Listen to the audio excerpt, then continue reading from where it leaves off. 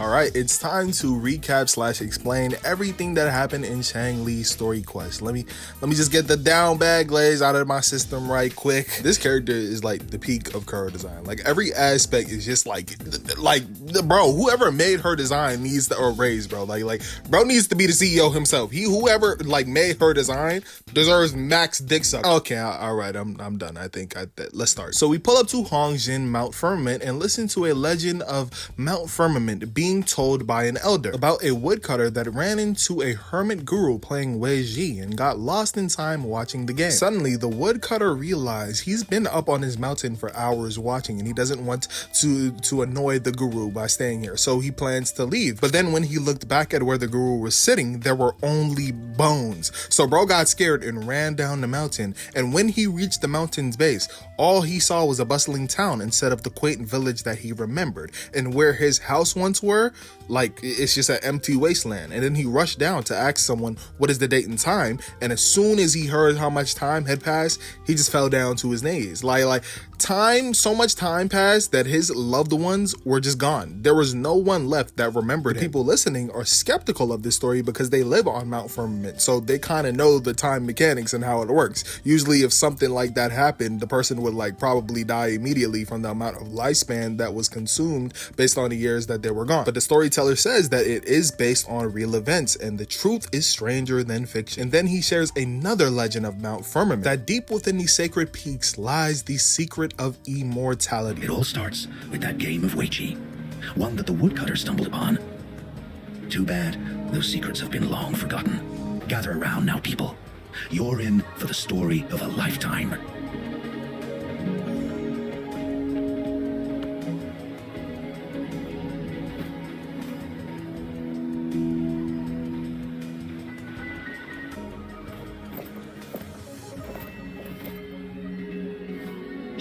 Then Changli gives us a letter with a message and then disappears. And then Abby pops out and tries to decipher the message with us because Changli likes her riddles. I see I've got no clue at all. I get the very last part at least. She's asking you out.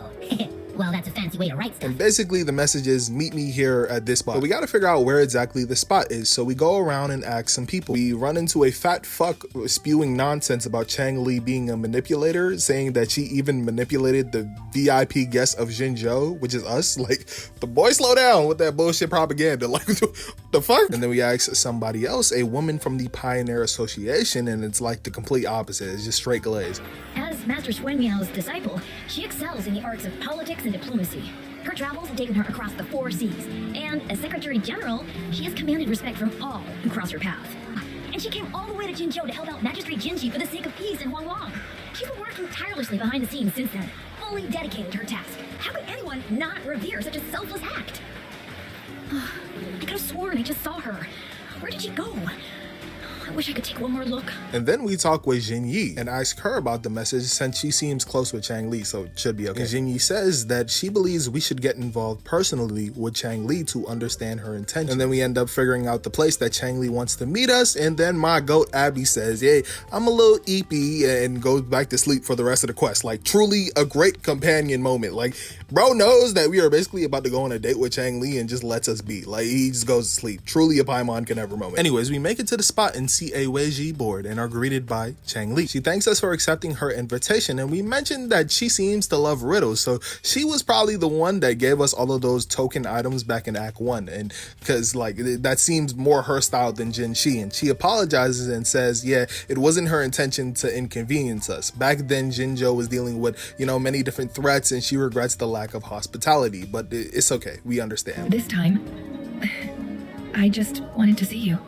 The brilliant mind that always understood my unspoken words. I am very grateful you decided to come. Trust me, Changli, I was gonna come. Like, if it's you, I'll come in a heartbeat. Like, I'll come. She questions if this game of Wei Ji looks familiar to us, but we aren't sure. And then she tells us about a local tale being told about a secret of immortality hidden in Mount Firmament. But it's a slightly different version. It's the real version, which is important because it's actually about the rover. Centuries ago, the rover met her former master, who was a Taoist cultivator at that time. Even with the age age difference, they were friends that bonded over playing Weiji. And then one day, a woodcutter stumbled upon them and was mesmerized by their game. So much to the point that he didn't realize how much time had passed. His tie on his basket started to decay and rot away. And then he noticed and panicked and bumped into the Weiji board, but Rover and Master were unfazed. And then the Rover offered the woodcutter some tea and then guided them down the mountain safely, shielding them from the dangerous temporal disruption, which, if you don't know, those are basically areas where time is like kind of in chaos, and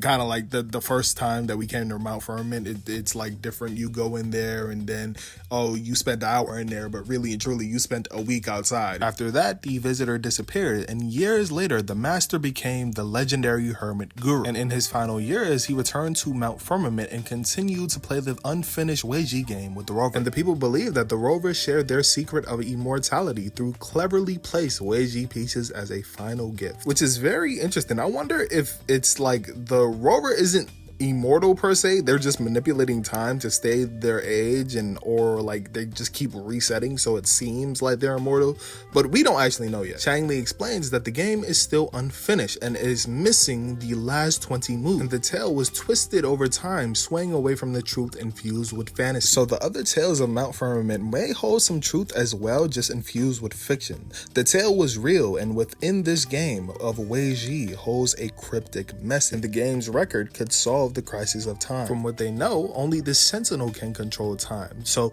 to a human, like a human controlling time would be very similar to gaining immortality. And the record states that the message will only reveal itself when Mount Firmament emerges, and how it's related to the temporal mandate is still a mystery. But maybe it is a undamaged sample of temporal mandate and a way to heal the Sentinel's wound. But on the other hand, the game's records could only hold her master's memories and nothing more. Changli plans to find that record and ask if we'd like to join her, and obviously we agree because the tale is literally involving the Rover, so like we might as well, like we might learn something about our past, so why not? So we plan to meet up later, and then we meet up. She did some research on where the game record is, and then we start heading over there. While heading over there, the Rover noticed that the ancient structure resembles the court of Cervantes' ruins, and Changli explains she heard it first appeared along with the Sentinel, and later the court made the Chronos orders based on its design. Then Abby senses some TDs attacking someone nearby in a cave, and we head over there to help them. The explorer thanks us for our help and seems to know of the Rover and Changli. He says that he can't stay here because he has someone waiting for him, and after all this time he's finally found it. But we question his reasons for traveling here alone, because after the crisis on Mount Firmament was dealt with, access to the mountains was restricted due to the lingering temporal disruptions,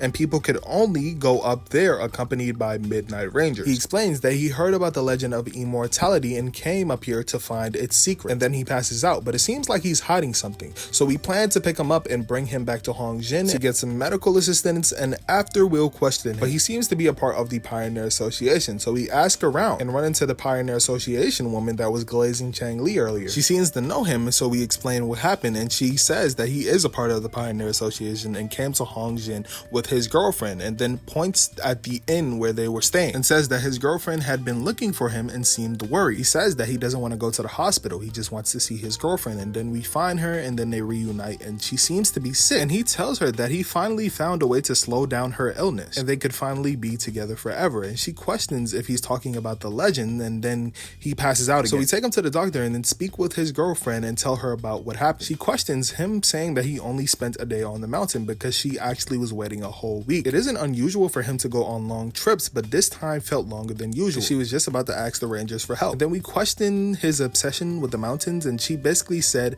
he did it for her. They used to go on adventures together, but a few months ago she got really sick and it affected her ability to walk, so they couldn't travel together anymore, and her boyfriend stopped taking on work and started searching for ways to cure her, and he couldn't find anything until they came to Hongjin, and he said he had a surprise for her, and then he disappeared for 7 days and came back saying that he had a way to stop her condition from progressing, which was the secret of immortality. He researched and found an untouched paradise on Mount Firmament where time stands still, and if they lived there, her condition wouldn't worsen. It wouldn't fully cure her, but at least they could spend eternity together. Wow. That is love. Like that ass, like when you think about it, like bro is really an amazing boyfriend, but he is doing a little too much. She thought it was just a myth, but when we brought up the fact that he only spent a day, she was kind of convinced. We let her know that it's probably just a temporal disruption, and she also thought that, but her boyfriend seemed so certain. The Rover and Jin Shi have been dealing with temporal disruptions, but it seems stumps still linger, and he stumbled upon a temporal disruption and mistook it for the legend. And then she asks if we could clear the temporal disruption because she doesn't think freezing in time is her best option. Dreams come to an end, and eventually they'll have to wake up and come to terms with reality. And once her boyfriend wakes up, she'll explain everything to him. And then the Rover and Changli head over to Jin Yi and tell her what's happening. We speculate that the disruption must have appeared after his arrival, and we don't know why. And it also seemed like he was hiding something in line. And his girlfriend also seemed a little weird about everything too, but Changli speculates that maybe she's just come to term with her like destiny and never planned to continue living like that forever. So she just came to terms with reality and she's gonna die anyway. So yeah, which kind of seemed relatable to Changli for some reason, which we do learn why later. And Changli and the Rover did notice that the area wasn't similar to any other temporal disruption, and her master's records also show that that area is where the game record that we were originally looking for appeared, which is where we found the explorer. And Jin Yi also thinks that it has something to do with the game as well, and Changli speculates that we are not the only ones searching for the records, because the explorer didn't say his source for any of the information that he learned, which far exceeded the info of a first-time visitor of Mount Firmament. So something bigger may be at play. So the mid-rangers will block off the entrances of the mountains for now, and we will head back up to the mountain to investigate. And Changli also has her own theory she wants to confirm. So we head back over to the cave and find the explorer's diary and a letter from his girlfriend. And in the diary, him and his girlfriend was looking for a cure for a while, and she ended up like so sick that she couldn't travel anymore. And then she gave him, you know, pictures and stuff to carry with him while he was still traveling, but it wasn't enough for him. He missed her more and more. And then one day he ran into a man in red, which is obviously Scar all written all over it. Like that has to be Scar. Like how the fuck is the Fractionist involved with every single plot line? Like what the fuck?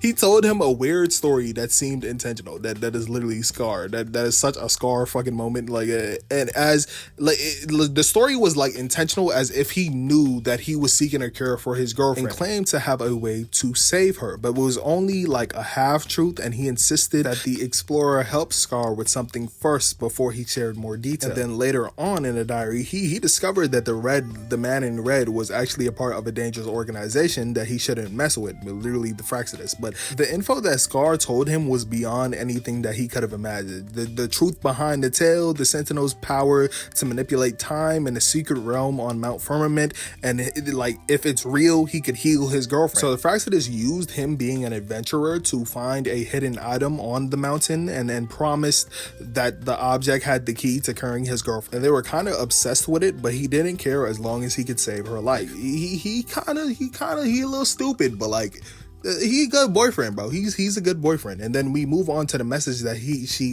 sent to him. The places that he visited, she guides them as places to find a cure, but truly those were places that she wanted to visit with him. She doesn't have many days left, but she wants him to enjoy the wonders that they once dreamed of sharing. And she hopes he'll carry the essence that they had as his journey unfolds, because the day will come where they will bid farewell, and she just wants him to continue the journey for them. And like obviously I just summarized it, but like this shit low-key almost made a nigga cry, bro. Like he wanted to find a cure for her so they could stay together forever, and then she wanted him to continue the passion for traveling because she knew he loved traveling. This is a good couple, man. It's crazy, man. Now it has become quite clear what the two were thinking. Wuthering has come to terms with her impending death.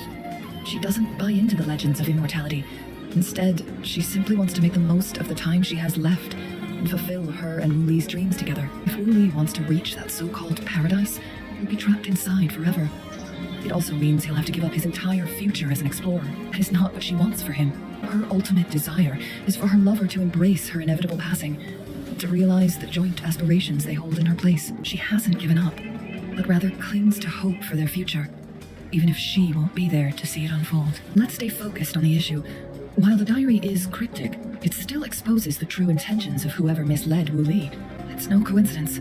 All the clues point to a correlation between the temporal disruption and the Legends of the Weiqi game. Or maybe someone's trying to make us connect the dots.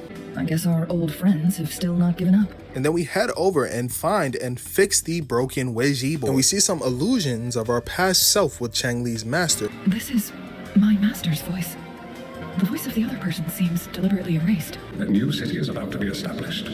Having accomplished so much, why do you choose to retire now? I may have spoken out of turn. If you're not in a rush to depart Jinju, how about another round of Weiji with me? Well played. Even after 20 years, I still have no chance of winning against you. Every move in Weiji is fluid and unpredictable. Even if we start with the same opening, the outcome can never be predetermined. We see this in our game. And it's true for all the lives out there. My clan are a group of hermits. We view the world as a game of strategy, manipulating the ebb and flow behind the scenes. But you, my friend, chose to enter the game yourself. It's a dangerous path with no end in sight. I want to help, but my time is running out. I won't be there when you finally succeed. When the time comes, the one who shall finish this game of Weiji with you will not be me, but rather my apprentice. So basically, the secret was meant for Changli, and when she found us, she would come here to solve the puzzle with the rover. But then the Fractsidus show up, and we fight them for a bit, but the sonoros spare opens and they rush inside because they think some of the Sentinel Joue's temporal mandate is in there based on the legend.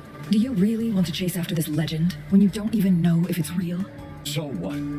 Wouldn't it be a sight to behold, as this sonorosphere consumes everything in its path, while the temporal disruptions bring death?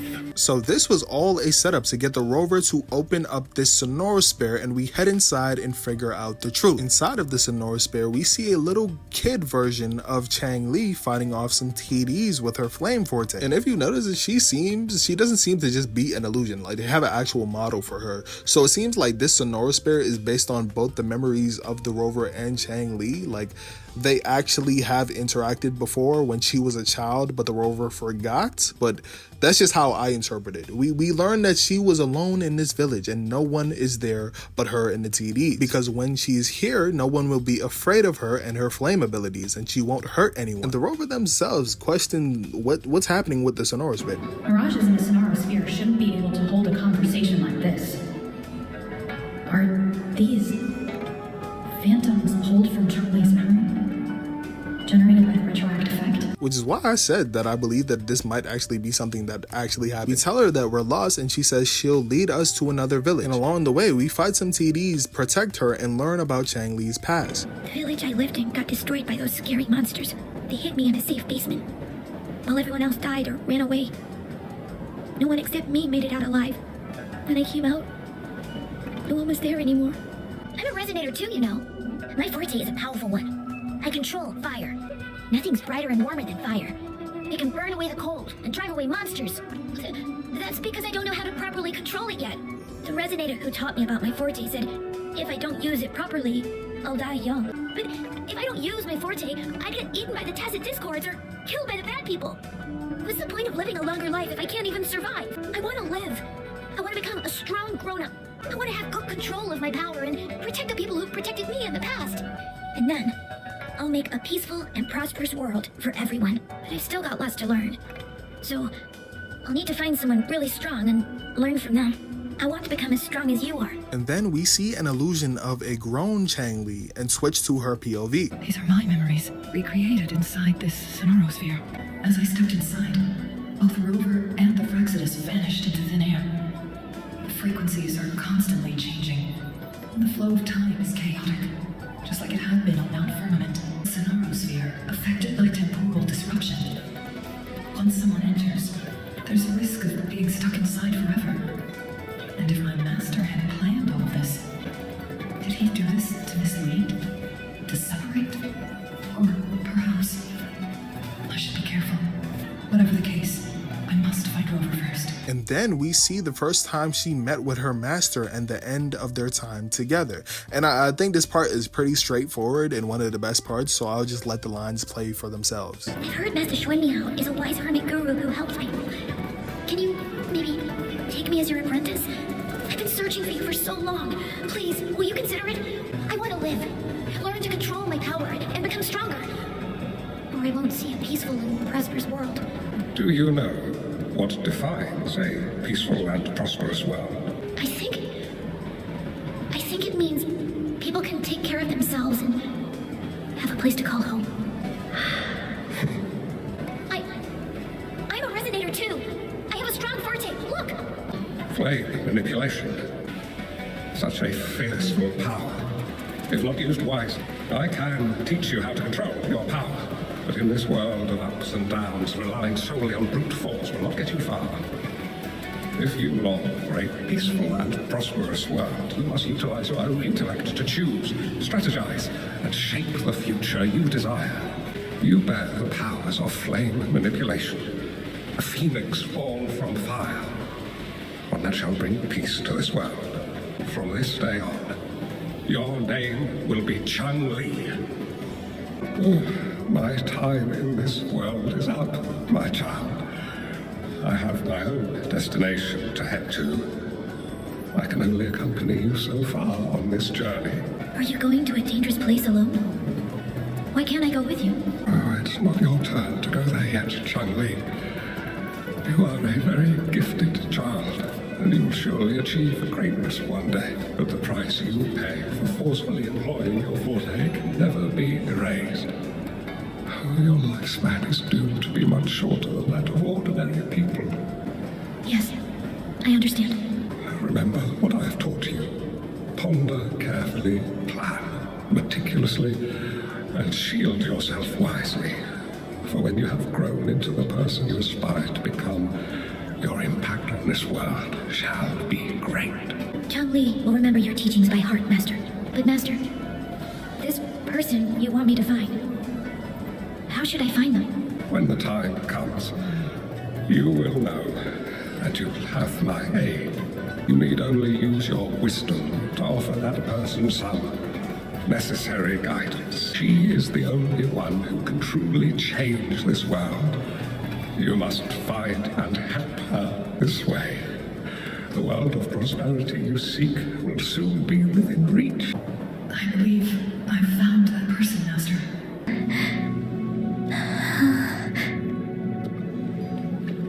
A scheme be grander than naught. Vanquish malevolence in its nascent guise. Master?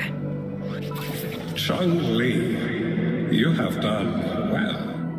Now that you have found the answers you seek, it is time to begin your journey.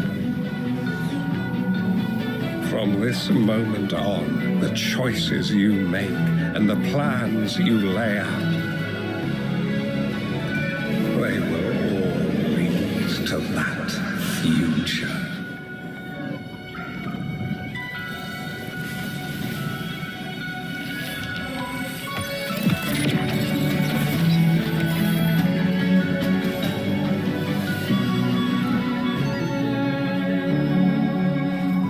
Changli.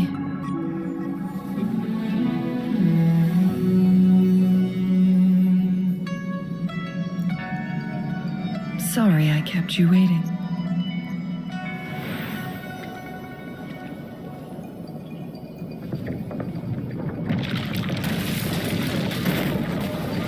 This place! It's a trap! They played us!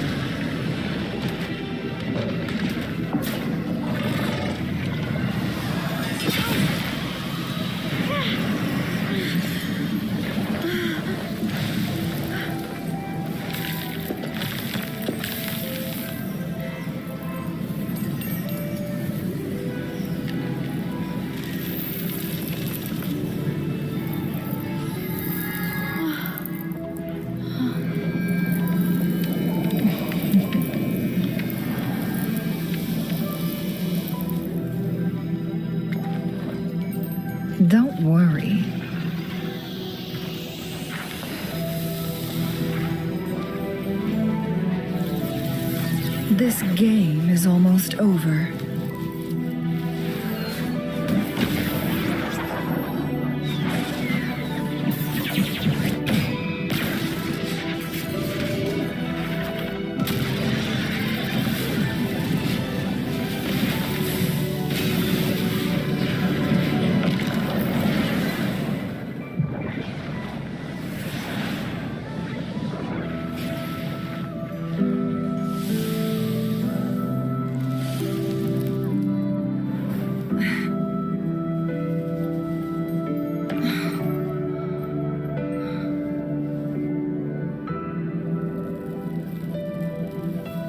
Can you feel it? It's warm. Doesn't hurt at all. See?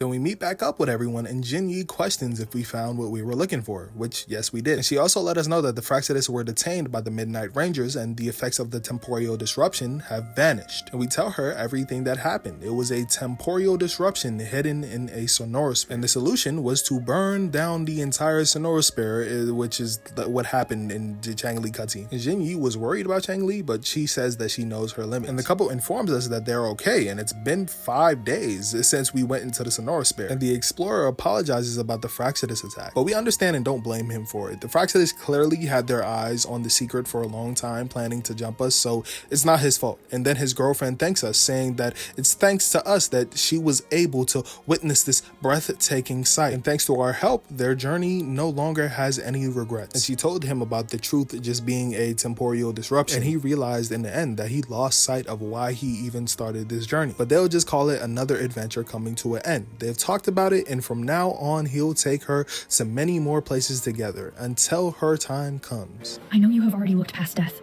but remember, there are people who care about you.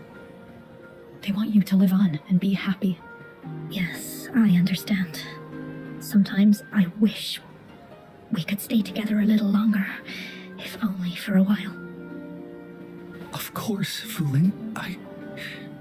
We've always been... It's not time to be sad yet, is it? I've compiled a list of renowned doctors in Huanglong. They're highly skilled and may offer assistance for your medical condition, which is challenging but not impossible to cure. Lady Changli, I truly can't thank you enough. And then we head back to Huangjin, and 2 days later we plan to check up on Changli, so we go to Jin Yi to ask her about it. Jin Yi informs us of the aftermath of the situation, and they're still questioning the Fractitus. They wanted to get their hands on the temporal program from the legend of the Wei Qi game, with the intention of unleashing chaos in Mount Firmament once again. But thanks to you and Changli, their plans were foiled. And Changli also told them that a Fractitus overseer had entered the sonorosphere and was injured by her fire, but luckily they escaped and just haven't been seen since. Which the overseer is obviously not Scar because he's in jail, so it's most likely Furlover, considering that we saw her at the end of the main quest. So, but she did say she's about to break out Scar, so there's also the potential that it's another overseer. But then when I think about it, it's probably Furlover. It's probably Furlover, most likely. She's the most likely option. Anyways, Changli actually left a message telling us to meet her at the pavilion, so we head over there and see her at a Weiji board. And she lets us know that she's fine and not to worry. The conversation that we're about to have is just a conversation. It's nothing taxing. We're not about to fight some tacit discords or anything. And she says she'll answer any question we have. So first off, we ask her about the game record and the secret of immortality. It all started when her master met a certain particular individual, which is obviously the Rover. During a TD outbreak, he had been saved by the Rover, and the Rover basically had so much aura that bro wanted to find out more about us. So he dug up a bunch of ancient texts and found the Rover's presence in long forgotten history. And keep in mind, all of this is happening before Jinzhou was even established. And after searching for years, he found the Rover on the mountain again and played another game of Weiji. And that's how the legendary game record came into being. At first, she thought the game record held the information about the time crisis, but it was just a clue for her to find the Rover, the person behind behind it all. And the secret of immortality part was most likely the woodcutter spin of the tale. And then we asked about the sonoros bear. Apparently her master and the rover had set a trap with the sonoros bear using the Weiji game as a disguise, and they hit it with the Chronos orders, and it would only activate once the time flow of Mount Firmament was restored to the normal state. And the Fraxidus were convinced that the temporal mandate was hidden in the game of Weiji, but it was just a trap because the Sentinel was already injured when it came to Mount Firmament. So her master saw a situation like this coming, and so they created this trap as a precautionary measure. And the sonoros bear would devour anyone who entered unless they knew how to solve the puzzle, which in order to solve the puzzle, you would literally need to burn the whole thing down. So like that's literally something only Changli could do. So it was like the ultimate test for Changli to see if she has complete control over her forte flame. And before Changli's master left this world, he told her to find the person that he played Weiji with. The one who left behind the game record was the only one that can control the sonoros bear, which was the rover. And because we don't remember, that's why we needed Changli to be our wayfinder. And from the moment that we arrived on Jinzhou, she speculated that we were the person that she was waiting for. And then we asked about her younger version in the sonoros bear, and she confirms that everything in those memories were real. It's all in the past though. And she says that she never thought that she could make new memories in a sonoros bear, but that moment of companionship and protection meant a lot to her. And she lets us know that what her child version told us about her lifespan is true, but she's grown from then, and now she has full control over her abilities and no longer is harmed in any way when she's using them. And says that if we are the legendary person that changed the course of history, then we are perhaps the closest to immortality aside from the Sentinel. She says that compared to us humans, time on this world is fleeting, so we shouldn't be worried about her lifespan, but we tell her that we live in the moment, just like her. I see. Perhaps this is why it's so hard to leave this beautiful world behind. Then, would you be willing to finish that game of Weiji with me instead?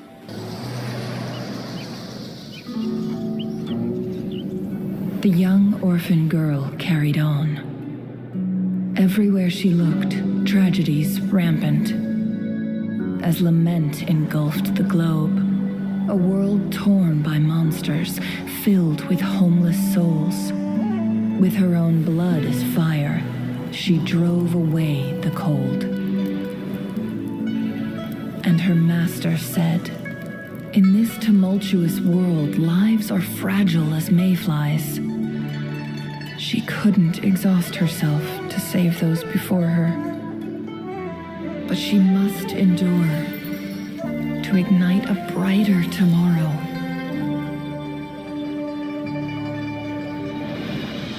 She wielded her wits to evade harm, treading on knives with care, alone, yet maturing through stumbles. Later on, she became someone else's teacher. She taught the future leader this: to guide conscience and secure prosperity for the people, to continue lost teachings of past sages and establish peace for all. I will be the torchbearer, for one person can't rid the world of chaos alone. One day, a future of prosperity and lasting peace will arrive.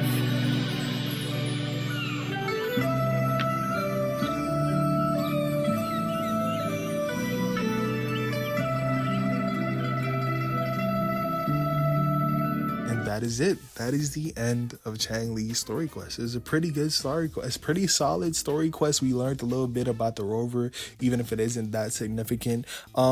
Yeah, let me know what y'all think about it below. I'll go into more details. I'm planning on making a video talking about the main story, and this included all of the story of 1.1. So I'll include extra thoughts in that video, but I think that it's a pretty good quest, man. It's a pretty good quest. Let me know what y'all think below. And yeah, man, that's it for me.